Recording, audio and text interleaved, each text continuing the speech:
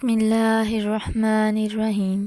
شروع اللہ کا نام لے کر جو بڑا مہربان نہایت رحم کرنے والا ہے۔ السلام علیکم ورحمۃ اللہ وبرکاتہ۔ سب دوستوں سے گزارش ہے کہ ایک بار درود شریف پڑھ لیں۔ ایک بار درود شریف پڑھنے سے اللہ 10 مرتبہ رحمت فرماتے ہیں۔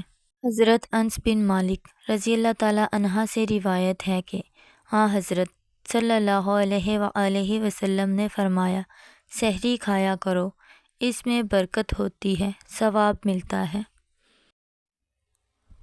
حضرت سلیمان بن عامر رضی اللہ تعالیٰ عنہ بیان کرتے ہیں کہ رسول صلی اللہ علیہ وآلہ وسلم نے فرمایا، جب تم میں سے کسی کا روزہ ہو تو وہ کھجور سے افطار کرے، پس اگر کھجور نہ ملے تو پانی سے، کیونکہ پانی پاک کرنے والا ہے۔